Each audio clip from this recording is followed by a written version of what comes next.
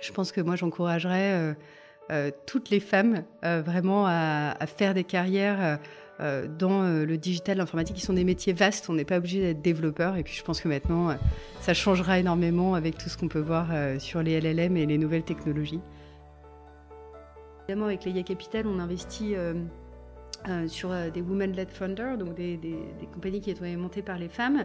Elles ont moins souvent fait de l'informatique, donc elles ont plus souvent le profil de product owner et industrie expertise. Et il y en a une qui cherchait à faire un business de marketing sur de l'animation de réseau et qui me dit « mais moi, il faut vraiment que je trouve un CTO co-founder. Où est-ce que je peux le trouver ?» Et je lui ai dit « mais t'as pensé à faire Cécile GPT tu vois, pour ta première version, parce que finalement, c'était une fille qui était assez débrouillarde, sincèrement, et je sais pas où a été son histoire, mais tu vois, je pense que c'est vraiment l'opportunité pour des femmes de se lancer et pour des hommes aussi, hein, mais pour des femmes qui effectivement ont moins ce background technique et moins cette culture, de se lancer et de se dire non mais en fait c'est totalement fine, je peux le faire toute seule, j'ai pas besoin de CTO pour les prochaines étapes. Bon alors après, hein, rapidement, si ta boîte elle scale et que c'est tout le mal que je te souhaite et que tu fais des chiffres, tu auras besoin d'une architecture d'entreprise, tu auras besoin de sécurité, tu auras besoin d'un CTO pour plein d'autres raisons. Parce que la communauté est clé, parce que l'entraide nous possède, on a décidé de mettre en lumière tous ces visionnaires. Bienvenue dans le podcast Build a City for Good de Daphne. Bonjour à tous. Aujourd'hui avec Paul Bazin qui est partenaire chez Daphne, on a sorti nos micros pour interviewer une des grandes figures féminines de l'innovation en Europe. C'est Claire Calmegène qui nous fait l'honneur de venir enregistrer ce podcast avec nous. Bonjour Paul, bonjour Claire. Hello. Salut. Alors Claire, on va parler de ta vision du futur de la FinTech. On va évoquer tes réflexions sur l'impact transformateur de l'IA dans le secteur financier, mais aussi tes activités de business angel via le fonds l'EIA Capital, l'entrepreneuriat féminin, etc. Avant de rentrer dans le vif du sujet, on aime bien savoir un petit peu qui on a à côté de nous. Donc Claire, est-ce que tu peux nous dire un petit peu d'où viens-tu, où est-ce que tu as grandi, qu'est-ce qui t'a amené à la Claire que tu es aujourd'hui ? D'abord, merci de me recevoir, merci à vous deux. Je pense qu'on peut dire que j'étais quand même un enfant assez atypique. Moi, j'ai grandi dans le 16e arrondissement, dans une école de filles. Enfin, il y avait un peu de mixité, mais pas énormément. Et puis, au fur et à mesure, j'avais cette passion pour les sciences. Enfin, j'adorais ça, et passion pour l'informatique. On était dans les années 2000 quand j'ai passé mon bac. Et je me suis dit, mais c'est là où le futur va se jouer. C'est là où il faut aller. Et donc, j'ai atterri sur les bancs d'EPITA, où j'étais la seule femme de ma classe pendant toute la première année, à vraiment découvrir from scratch l'algorithmie et ce que c'était. Et s'en est suivi 5 ans super, avec des amitiés qui sont encore aujourd'hui.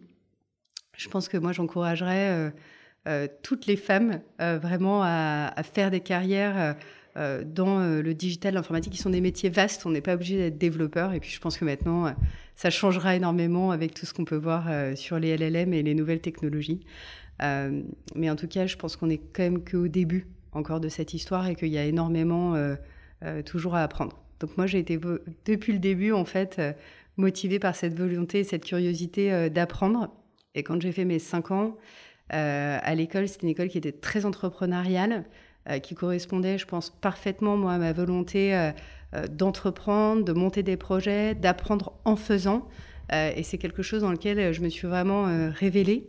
Et après, j'ai été faire 7 ans de conseil et puis 14 ans dans des grandes banques, aussi bien à l'étranger, au UK qu'en France. Et quand tu t'es dirigé vers une école d'ingénieur, c'était l'innovation qui te tentait, c'était le digital, c'était l'algorithmie, qu'est-ce qui te disait, mais en fait, c'est vraiment ça que je veux faire? Ah bon, pour moi, c'était plus grand que ça. C'était que le monde allait être bouleversé par l'informatique et le digital. On est vraiment dans les années 2000 où on voit des gens vendre des verres d'eau par Internet et faire des sommes folles. Et je me dis, non mais cette technologie va changer notre vie. Elle va radicalement changer notre société demain, la façon dont elle fonctionne. Et il faut apprendre et s'immerger dans cet environnement. Et en fait, c'est quelque chose qui va être assez consistant dans ma carrière. Quand je vais faire des choix, par exemple, de partir des États-Unis, d'aller à Londres, qui était la capitale de la FinTech, en disant il faut être dans cet écosystème, au contact des fondateurs, même si moi, je travaille dans une banque anglaise, qui est en l'occurrence assez traditionnelle. Et on va voir les mondes se mélanger, émerger, mais on va réussir à le faire ensemble. Et en fait, pareil, quand en 2018, je rentre en France et que je vois cet écosystème français et tech boomer, et je me dis, non mais... Et puis en plus, je l'avais déjà fait une fois, évidemment, quand j'étais au UK, mais je me dis, bah voilà, il faut se lancer, il faut le faire. Et encore récemment, là, avec l'arrivée des LLM, où je me suis dit, bah, il faut se remettre à coder, il faut apprendre les librairies Panda, il faut aller s'asseoir sur les bancs de l'école. Voilà, je pense que c'est un trait caractéristique que je t'ai matérialisé plusieurs fois.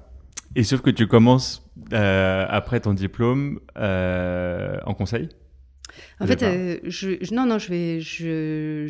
fais du software engineering dans un ESN où je vais coder les systèmes de reroutage, donc déjà de l'IA à l'époque, pour les voitures sur le périphérique parisien, pour un client, pour les réseaux France, Île-de-France, et je fais ce métier, et en fait, après, je vais faire un master HEC, donc je fais un double diplôme, et derrière, je vais faire du conseil, et du conseil en transformation des grands groupes via la technologie.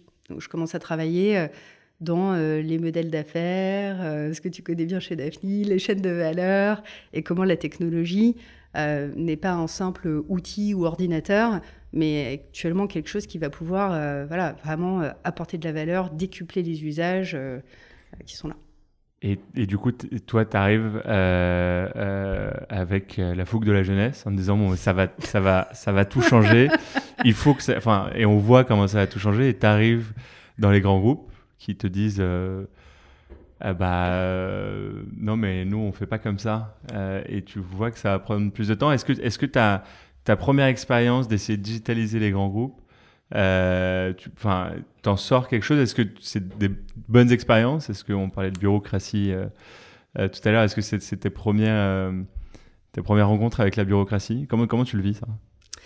C'est une super question. Et c'est plein d'histoires derrière, mais je t'en choisirai une. J'avais un client qui travaillait dans le secteur du transport. On a une conversation puisqu'on remplace toutes les interfaces client, customer experience et back-office. Donc, qui sont des interfaces expertes avec des écrans bleus où tu dois taper des lignes de code.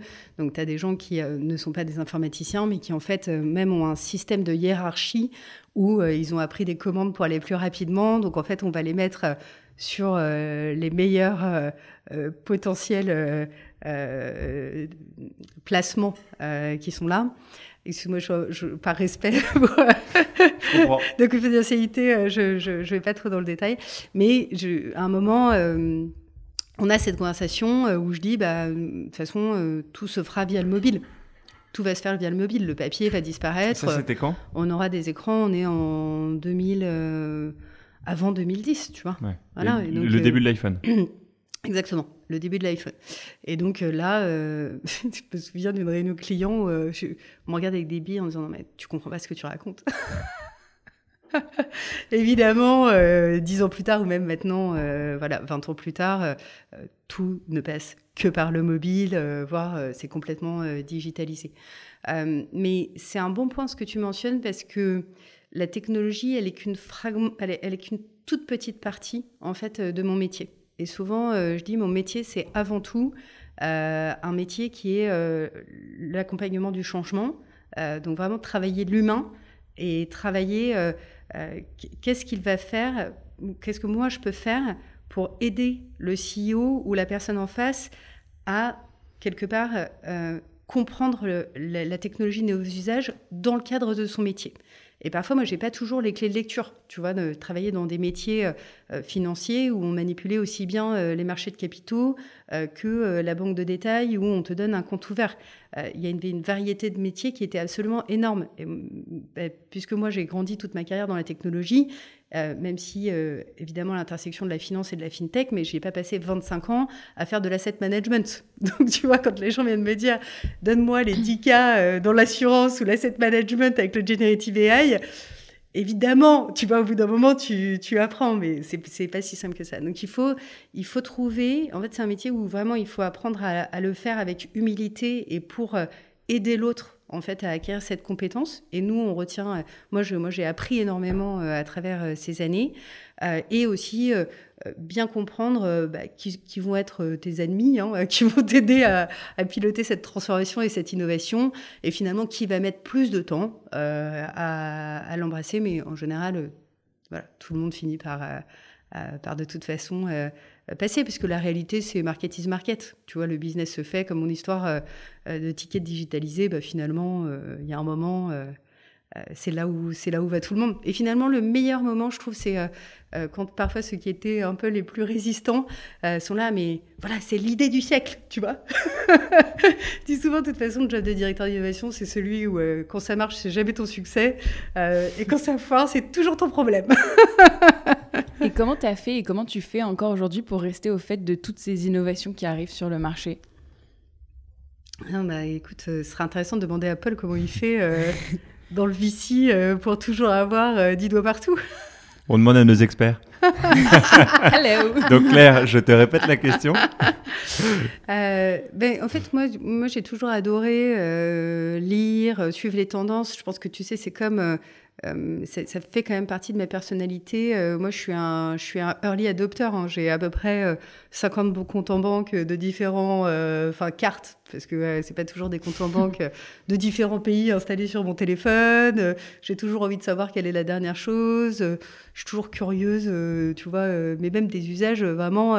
qu'est-ce qui se passe sur l'ATM, tu vois, qui n'est pas le truc le plus innovant, mais finalement, qu'est-ce qui va se passer ? Enfin, voilà, je pense que c'est toujours en essayant... Nature curieuse. Voilà, mais je pense que c'est important d'être curieux, c'est important de le lire, mais ça suffit pas. Tu vois, je pense qu'il faut vraiment se mettre dans l'usage concret. Donc, typiquement, sur le digital asset, qui sont des concepts parfois assez... méta, tu vois, on peut parler de la crypto et un token, et ok, ça, voilà, c'est la responsabilité de chacun, mais c'est peut-être plus concret. Quand on lance une nouvelle plateforme digital asset qui réinvente la façon dont l'infrastructure des marchés de capitaux fonctionne, il faut vraiment, c'est pas que des tendances, quoi. Tu vois, il faut vraiment se plonger dans le sujet, travailler, comme je disais aussi, avec les experts métiers et essayer de trouver les meilleurs fonctionnements et commencer à faire. Et quand tu fais tourner ces nouveaux business models qui sont très innovants, et je ne l'apprendrai sûrement pas à Daphne, mais il faut être prêt aussi à faire des erreurs, à aller défricher des sentiers qui n'étaient pas là, à mettre les acteurs en commun, que ce soit des régulateurs, des banquiers, des technologistes, pour dire, mais en fait, comment on fait un business model qui ajoute de la valeur ? Parce que avant tout, pour moi, tu cherches quel est l'usage client, quel est le pain point auquel tu réponds, et ça drive ton modèle économique. C'est rarement l'inverse. On trouve rarement le modèle économique et je te plug la tech derrière. On est évidemment 100% alignés. Et quand tu fais partie du coup de l'innovation d'une grande société, surtout dans des sociétés régulées en finance, comment tu fais une fois que tu as trouvé ton pain point, donc tu as compris ta chaîne de valeur, tu vois où est ton pain point, tu vois ce qui peut être amélioré, comment tu prends la décision de se dire ok, on investit en interne pour le faire, ou il faut qu'on aille voir sur le marché ce qui existe et faire plutôt soit via du M&A, soit via un contrat business avec des sociétés tierces.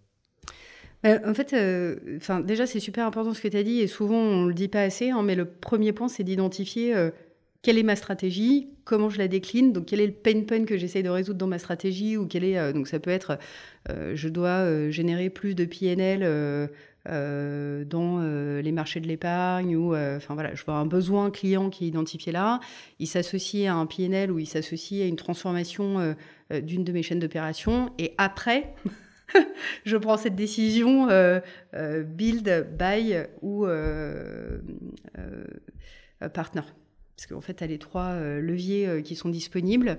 En général, c'est des décisions que tu prends en commun. Donc, tu regardes quel est ton legacy informatique, comment se porte ton enterprise software, où sont les chaînes de développement. Et tu vas souvent, en fait, demander la version en interne et le coût de la version en interne, la version si tu l'achètes.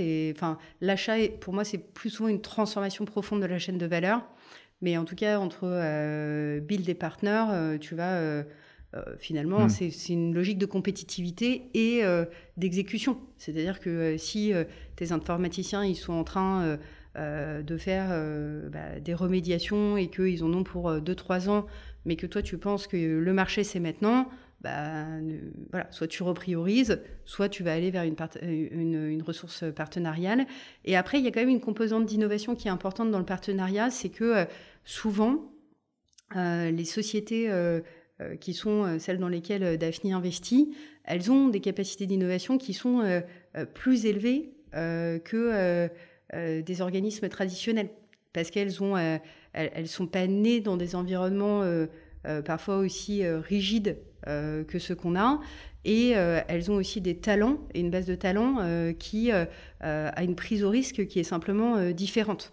Alors évidemment, quand tu grossis et quand tu fais des acquisitions, ça devient une autre paire de manches.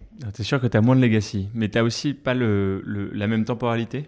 Et parfois, nous, ce qu'on voit aussi dans notre portefeuille, c'est que une start-up, quand on lui dit demain, elle pense à demain. Et quand un grand groupe dit demain, c'est plutôt ça peut être le prochain trimestre. C'est sûr qu'on a une gestion des agendas, des budgets, des comités, à une comitologie qui est assez codée. Après, je pense que c'est aussi quelque chose qui évolue, tu vois. Là, je pense qu'il faut reconnaître que moi, j'ai vécu quand même plus de 8 ans au UK, sur lesquels, évidemment, il y avait une pénétration du digital. Alors, la France a beaucoup progressé sur ces dernières années, mais quand moi, je suis partie des UK, on vendait dans la banque 85% de nos produits en ligne. C'était pas les standards de marché de ce que tu voyais en France et sur le marché français. Et donc ça, c'est important parce que si tu veux, plus tu vends sur le digital, plus tes équipes digitales en fait, deviennent juste les équipes produits, plus tu drives de l'agilité dans ton entreprise et plus ça se fait.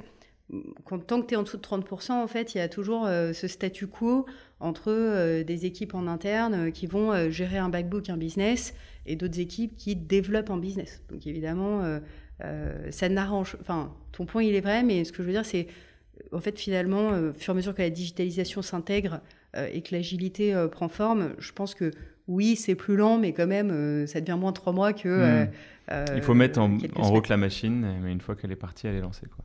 Et tu fais une bonne transition parce que tu nous parles des UK et on s'est arrêté, on est passé très vite sur l'innovation au sens large, mais pour revenir un peu sur ton parcours, donc tu passes du conseil en innovation et tu vas finalement, comme beaucoup de personnes en conseil, tu vas chez le client. Ouais. C'était pas mon client, mais oui. Mais tu vas faire en interne ce que tes clients te demandaient.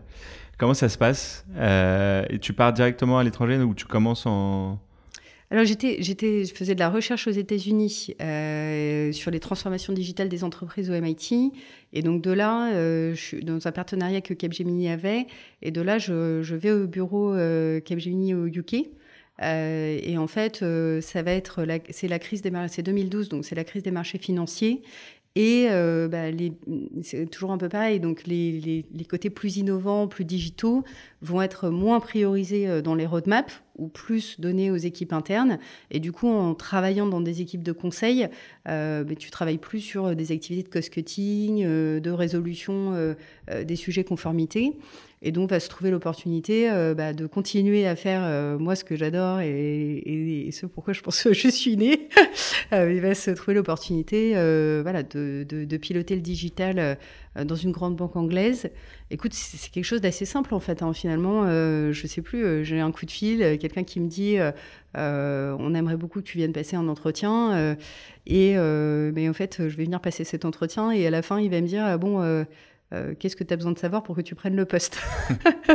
Et je me souviens, et donc j'accepte le job, on discute, j'accepte le job, je dis voilà, moi je pense que vous êtes une grande banque anglaise, vous donnez les moyens, mais qu'est-ce que exactement moi je vais avoir à disposition? Parce que tu vois, on reste dans des univers, on n'est pas dans la start-up, tu vois. Même si tu as l'investissement, tu dois toujours avoir les RH de la banque, voilà. Et donc je lui dis qu'est-ce que c'est exactement? Donc une conversation, et puis je me souviens, donc j'accepte le job et je sors et je me dis il faut que je l'annonce à mon boss, quoi.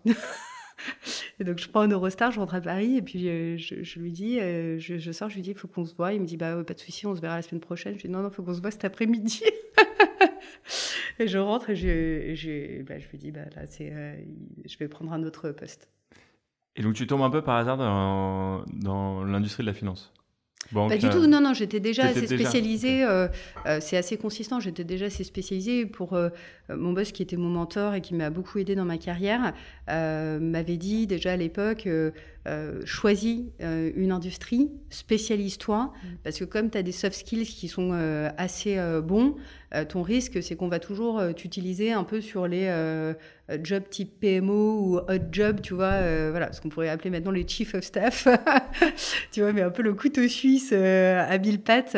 Voilà, il m'a dit c'est très important pour toi que tu te construises une autre expertise que la technologie et que tu comprennes bien le métier, la chaîne de valeur. Et je pense que je le remercierai jamais assez parce que finalement, c'est vraiment le fait d'avoir les deux, donc une bonne compréhension des chaînes de services financiers et une bonne compréhension des technologies qui est un énorme différenciateur qui m'a permis d'aller vraiment de développeur à regarder des executive history et puis aujourd'hui pouvoir regarder des build-up, le futur de la finance, contribuer dans des gouvernements partout dans le monde. Donc, premier conseil de ce podcast, en tout cas de première leçon à retenir, c'est bien de spécialiser et de comprendre une industrie, un marché. Je pense que le premier, c'était faut faire. Faut faire. Pas avoir peur. Tu vois, faut pas avoir peur, faut faire, faut mettre les mains dans le cambouis, il faut vraiment y aller. Le deuxième, effectivement, c'est se spécialiser. Je pense que c'est vrai, même pour les gens qui travaillent aujourd'hui dans des industries super hot comme l'IA ou, tu vois, les digital assets, comme je te disais, il y a plein de verticales dans les digital assets. Il y a un moment, il faut comprendre l'intersection entre le client, la chaîne de valeur dans laquelle tu travailles, parce qu'on, voilà, quelque part, quand tu construis des business ou que tu cherches tes jobs, ils sont aussi quadrillés. Sans rentrer dans la boîte, il faut quand même un peu faire ta boîte en tout cas. Tu as évoqué le futur de la finance. On sait de sources sûres que tu as pas mal voyagé ces derniers temps. Tu as fait Japon, Taïwan, les US, en tant que speaker, notamment dans des events. Qu'est-ce que tu retires de toutes les discussions que tu as eues avec les personnes, les locaux ? Moi, j'ai trouvé ça, voyager, et j'espère qu'on pourra le faire encore dans les années qui viennent, mais je trouve que c'est une source d'apprentissage et de pouvoir accueillir la diversité de la façon dont la finance s'opère. Je trouve que ça enrichit énormément. Et le Japon, qui à la fois est une super puissance économique, qui a des énormes salles de marché, et en même temps qui a un environnement. Et je ne fais que répéter les mots du ministre du Digital du Japon quand il était là, où il disait il est vraiment temps qu'on innove.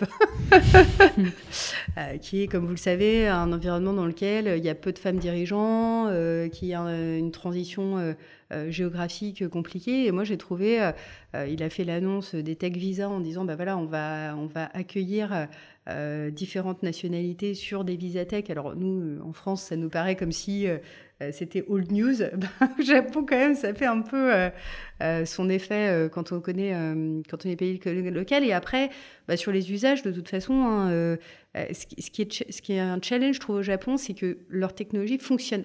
Donc, elle n'est pas optimale dans le user experience, mais en fait, elle fonctionne. Et donc, c'est dans des mentalités où ils ne sont pas du tout comme les Américains. Les Américains, ils cassent, ils avancent, ils cassent, ils reconstruisent, ils cassent, ils reconstruisent. Nous, on a parfois un peu tendance à construire les cathédrales, mais eux, c'est un peu... est-ce que quand on revoit un processus, c'est pas désavouer finalement tous ceux qui ont amené à construire ce processus et ça va dans leur culture. Donc, je trouve que c'est super de voir leur dynamique d'innovation, tout ce qu'ils font sur le yuan digital et la monnaie digitale, où je pense que vraiment sur le retail, ils passent en avant. Alors évidemment, avec une géographie en Asie qui utilise quand même plus du Alipay et de la monnaie digitale nativement. Taïwan, pour moi, c'était à la fois...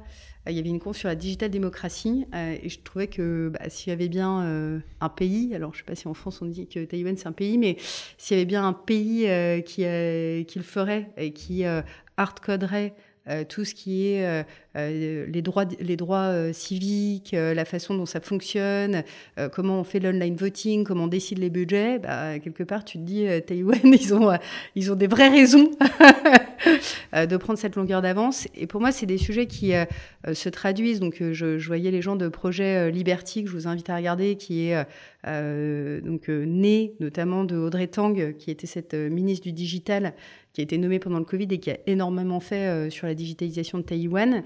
Mais également, donc ça c'est Plurality, il y a également Project Liberty aux US, qui se positionne en disant il faut qu'il travaille avec Tim Berners-Lee, le fondateur d'Internet, et d'autres, pour dire mais en fait comment on sort aussi des logiques des GAFA et qu'on va créer un Internet plus vertueux avec justement cette notion d'identité, etc. Enfin, moi, je ne sais pas pour vous, mais c'est vrai que quand je vois que mon iPhone me dit j'ai bloqué 15 fois ton tracking juste sur le dernier jour de profiling, je me dis ok, voilà. C'est toujours un peu... Ça me pose en tout cas des questions. Je ne sais pas si ces organismes, je ne les connais pas suffisamment, mais j'avais envie, moi, de m'enrichir de ça. Et surtout, je pense qu'en Europe, moi, pour travailler au UK, en France, je pense que c'est des problématiques que vous connaissez bien chez Daphne, de taille critique de nos entreprises de tech. Quelque part, c'était intéressant d'écouter Mario Draghi cette semaine en disant, faut le marché unifié européen. Ok, mais combien d'années ça va nous prendre ? Voilà, on voit bien les sujets politiques en local, comment ils se passent. Donc moi, je me dis quand même, en fait, si on faisait de la démocratie digitale qui est unifiée, si on avait une identité numérique unique déjà, si on arrivait à avoir une monnaie digitale qui est utile et pour tout le monde, si on arrivait à avoir un minimum d'infrastructures où il y a la clarté du budget, où on arrive à faire des voting rights et qu'on arrive à partager ça, je pense qu'en fait, ça donnerait un atout à la tech européenne. Et donc, pour moi, c'est comment on transpose certains apprentissages de ces écosystèmes pour faire ça. Et sur ton point, dans le futur de la finance, pour moi, la base, elle est là. Enfin, si on regarde le futur de la finance européenne, bien sûr, tu as les thématiques récurrentes qui sont la digitalisation et les nouveaux types d'assets class qu'on peut voir dans les digital assets. Tu as tout ce qui est fongibilité des chaînes de valeur, que ce soit dans la comptabilité ou finalement, aujourd'hui, tu as une banque, un comptable, tu as quand même 5-6 personnes qui vont s'occuper de toi en tant que chef d'entreprise. Ce qu'on voit, c'est que aujourd'hui, il y a des mécaniques beaucoup plus intégrées qui vont gérer ça et te proposer des opérations de cash management, de trade, à tous les étages de la fusée, que ce soit... je ne vais pas citer de nom parce que j'aurais des appels, mais que ce soit sur des plus petits porteurs, des moyens ou des gros qui sont là. Tu vas retrouver la même chose, ces mêmes chaînes de valeur qui sont modifiées dans tout ce qui est wealth management, avec une exception française qui est le CGP, donc le conseiller en gestion de patrimoine. Mais bon, on revoit ces plateformes, même allemandes, des résines qui sont là depuis plus de 10 ans, et puis maintenant des Bitpanda qui émergent, et en France, plein d'autres qui sont là, qui se font de la place. Donc tout ça, et puis le monde des paiements qui effectivement a maintenant plus fortement évolué. On a vu avec les Adyen aussi bien sur la partie gestion du cash des grandes entreprises que finalement sur le day-to-day où je pense qu'il y a encore, on parlait, je pense qu'il y a même encore 6 ans quand j'ai pris mon poste à la SocGen, je disais non mais les cartes c'est là pour toujours. Voilà, je pense qu'aujourd'hui on voit que c'est beaucoup plus dématérialisé en termes d'usage. On n'est pas à faire des cartes biométriques où tu mettais ton pouce pour t'authentifier plutôt que ton compte bancaire. Simplement ton téléphone et la biométrie. Après, il faut être vigilant et faire attention évidemment au sujet de fraude et cyber et conformité qui sont probablement le dernier domaine où effectivement l'IA est énorme, tous les sujets data quality, suivi des flots de liquidité, etc. Donc il y a des grandes thématiques dans la finance qui constitueront la finance de demain et ça c'est sûr. Mais encore une fois, la technologie, c'est loin de tout résoudre. Donc, il y a qui sont les hommes et les femmes aux manettes en fait, de ces business et de ces transformations. à quelle vitesse en fait peuvent s'opérer. Et ça, c'est aussi une question que toi et moi on débat souvent sur d'où vient la liquidité, qui va financer en fait ces objets. Et notamment, et souvent tu reviens sur la logique européenne. Et donc c'est pour ça que pour moi les sujets comme qu'est-ce qu'on peut prendre de la digital démocratie, comment on peut résoudre ces problèmes différemment. Parce que si tu attends juste d'avoir l'Europe unifiée, d'avoir ça, bon écoute, moi j'ai vécu au UK quand ils ont fait Brexit. Hein. Ouais. De toute façon, si on attendait que les politiques fassent pour faire derrière, je pense qu'on peut encore attendre un peu. Je ne commenterai pas, mais bon. Non, mais en fait, il faut que ce soit insufflé par des besoins et donc il faut commencer, il faut continuer à innover. Mais moi, de ce que je retiens de tout ce que tu viens de nous dire là, c'est qu'en fait, les gros besoins de digitalisation, encore là, ils sont à l'échelle régulatoire, au pays. À étatique, et on n'est plus vraiment dans la digitalisation d'un business case, d'une vertical business ou d'une industrie, mais qu'on a un vrai besoin finalement de digitaliser nos façons de fonctionner en termes de peuple et de gouvernement. C'est un truc que tu ressens fortement, ou tu te dis mais en fait non, il reste aussi plein de choses, plein d'opportunités digitales aussi sur des plus petites verticales, sur des marchés qui n'ont pas encore été digitalisés. Je pense quand même sur la digitalisation des banques, ça fait maintenant, les premières aides bancaires, c'était, ça devait être 2009-2010. Je pense que tu vois les premières apps bancaires. On est en 2024. Bon, tu vois, le cycle, il était quand même assez long. Moi, quand je regarde les benchmarks, il y a peu de banques qui n'ont pas fortement entamé leur digitalisation et qui ne sont pas sur un pourcentage de vente digitale qui est maintenant significatif. Après, je ne te dirais pas que... il n'y a pas à aller plus loin. Comme on dit souvent, la digitalisation, tu l'as pris d'un côté. Est-ce que c'était le bon côté ? Tu sais, il y a cette fameuse phrase où le CFO dit il y a 50%, je ne suis pas sûre que ça fait. J'espère que moi, c'est le bon 50% que j'ai investi. Tu vois. Donc, je pense qu'il y a toujours... il y aura toujours des niches à aller. Et c'est aussi parce que ce que je te mentionnais, c'est-à-dire qu'une transformation digitale pilotée par l'IT, elle n'a probablement pas suffisamment intégré les composants du business model. Et donc, in fine, de l'equity story que tu présentes à tes investisseurs et de la façon dont tu transformes ton business front to back. Donc, je pense que il y aura toujours des cas où tu vas trouver, où tu vas dire, faut refaire ça, etc. Maintenant, je pense qu'on est quand même, en fait, la vérité, un secteur assez avancé dans la digitalisation, surtout comparé à d'autres secteurs, tu vois, qui, je pense... catch-up et s'y font. Il y a aussi des directives de réglementation sur la façon dont, par exemple, un data office doit être structuré. Il y a des gouvernances, par exemple, des modèles qui existent dans les banques depuis leur inception, parce qu'en fait, nous, le métier de la banque, c'est recevoir du dépôt et s'assurer de la sécurité de tes dépôts en te proposant des services et avec une partie de rémunération qui est faite par les banques sur ces services. Et pour cela, on utilise des modèles. Qui, dans le monde du retail, des modèles dans le monde commercial qui sont sous supervision. Et pour ça, et des modèles dans les marchés de capitaux. Et pour ça, il y a toute une gouvernance des modèles qui existe déjà depuis longtemps. Donc pour moi, tu vois, on a tous les fondamentaux qui sont là. Après, il y a des degrés de maturité différents dans la gestion de la data, dans la data quality et dans ces faits. Mais je pense que oui, in fine, tu vois, si tu regardes dans 10 ans, on peut se dire que quand même la plupart du monde bancaire sera transformé.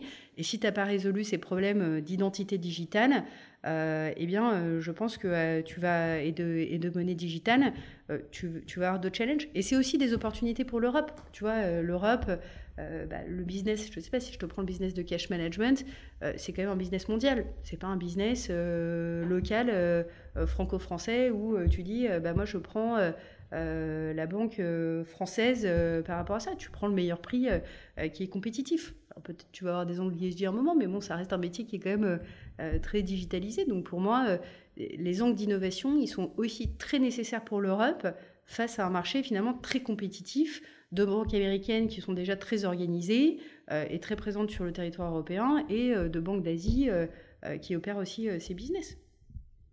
Il nous reste malheureusement que quelques minutes. Quelques questions. Et la leçon, l'input numéro 1, c'était faire.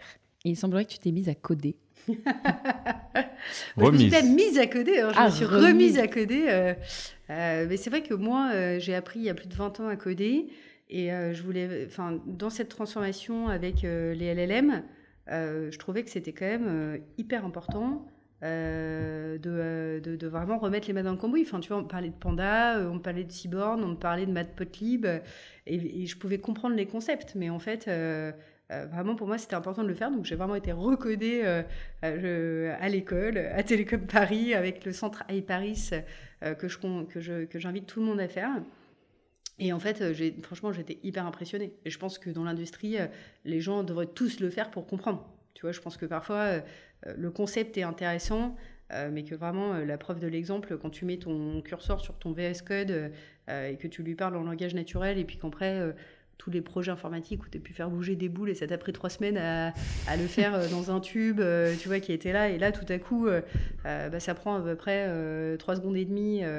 2 minutes, tu vois, pour le faire. Même la semaine dernière, j'étais en train de coder des applis pour mes enfants avec des jarpots, tu sais, avec des objectifs goals. Et c'est aussi une façon de leur apprendre à eux. Mais je pense que oui, apprendre, de toute façon, travailler dans un métier, et je pense que c'est aussi pareil pour vous, les VC, encore plus vrai, les entrepreneurs. Mais il faut toujours apprendre, il faut vraiment avoir l'humilité d'apprendre. C'est pas toujours facile, parce que quand on est senior, on a tendance à dire non mais t'as pas besoin, ou attends je vais faire à ta place, ou je vais te pré-mâcher le travail, mais en fait il faut vraiment toujours se mettre dans cette dynamique d'apprentissage, et ça passe aussi à le faire ensemble, hein. Enfin tu vois, je pense que moi alors là je l'ai fait avec iParis dans des super conditions, mais tu vois je pense que c'est aussi vraiment des réseaux entre les patrons du digital, de l'innovation, même des chefs d'entreprise, enfin, tu vois, même des entrepreneurs qui finalement se demandent ça. Et je partageais l'anecdote, mais évidemment, avec Leia Capital, on investit sur des women-led founders, donc des compagnies qui étaient montées par les femmes, et elles ont moins souvent fait de l'informatique, donc elles ont plus souvent le profil de product owner et industrie expertise, et il y en a une qui cherchait à faire un business de marketing sur de l'animation de réseau, et qui me dit mais moi il faut vraiment que je trouve un CTO co-founder, où est-ce que je peux le trouver? Et je lui ai dit mais t'as pensé à faire Cécile GPT tu vois, pour ta première version, parce que finalement c'était une fille qui était assez débrouillarde, sincèrement, et je sais pas où a été son histoire, mais tu vois, je pense que c'est vraiment l'opportunité pour des femmes de se lancer, et pour des hommes aussi, hein, mais pour des femmes qui effectivement ont moins ce background technique et moins cette culture, de se lancer et de se dire non mais en fait c'est totalement fine, je peux le faire toute seule, j'ai pas besoin de CTO pour les prochaines étapes. Bon alors après, rapidement, si ta boîte elle scale et que c'est tout le mal que je te souhaite, et que tu fais des chiffres, tu auras besoin d'une architecture d'entreprise, tu auras besoin de sécurité, tu auras besoin d'un CTO pour plein d'autres raisons. Mais en tout cas, je trouve que la réalisation des idées et cette capacité d'actionner, qui est souvent une barrière que moi j'ai vue chez les femmes en disant mais moi je sais pas faire, j'ai pas le background technique, etc. Pour moi, voilà, elle a sauté, elle est accessible, et j'adorerais que dans les bootcamps, dans les formations en ligne gratuites, beaucoup plus, c'est en 4-5 heures, hein, maintenant on peut apprendre à prompter dans du no-code et commencer à faire des applis en fait. C'est un bon mot de la fin.